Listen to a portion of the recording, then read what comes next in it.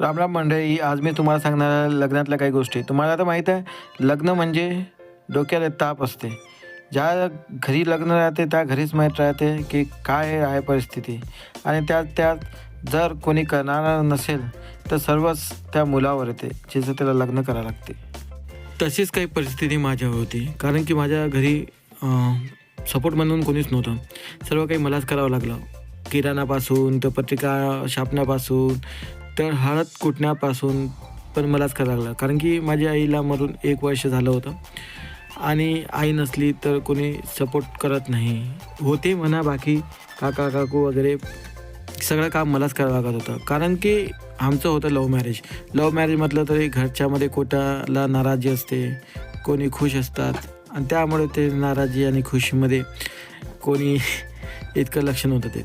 त्यामुळे मी म्हटलं राहू द्या, जे कोणी करणार जितकं करणार त्याच्यातच ते खुश, मी खुश, माझ्याकडून जितकं होईल ते मी करणार. आणि तुम्हाला लग्नाच्या दिवशीची गोष्ट सांगतो मित्रांनो. लग्नाच्या दिवशी आम्हाला जायचं होतं संध्याकाळी 5 वाजता हॉलवरती. अरे मी माझे ते जे पाहुणे होते त्यांना कंटिन्यू म्हणत होतो की चला चला चला लवकर चला, पण कोणी निघायला खाली नव्हतं. परंतु मग मला स्टँड घ्यावं लागलं आणि मला सर्वात पहिले 5 वाजता जावं लागलं.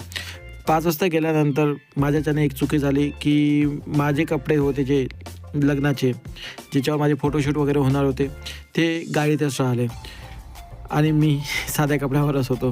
कोणी मला असं म्हणणार नाही की नवरदेव आहे आणि हा साध्या कपड्यावर घुमून राहिला. त्यामध्ये आमच्या मॅडमचा फोन येत होता, त्या ब्युटी पार्लरमध्ये होता, त्यांना आणायला कोणच नव्हतं. तर मग मी तसाच त्यांना आणायला गेलो. काकाला म्हटलं, काकाने कार काढली आणि त्या कारणे त्यांना आणायला बडनेराला गेलो.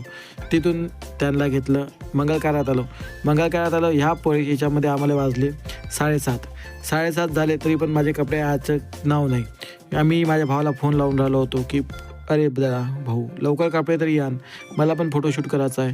परंतु माझ्या इथं आले होते काही माझे नातेवाईक, ते बसले होते मेकअप करत बसल्यामुळे माझ्या भावाला बिना ताला लावल्याशिवाय येता आलं नाही आणि त्या परिस्थितीत वाजले आम्हाला 8:30 वाजून गेले. म्हणून मी जसे कपडे आले तसेच मी वरातीला निघालो, म्हणून माझा फोटोशूट राहिला.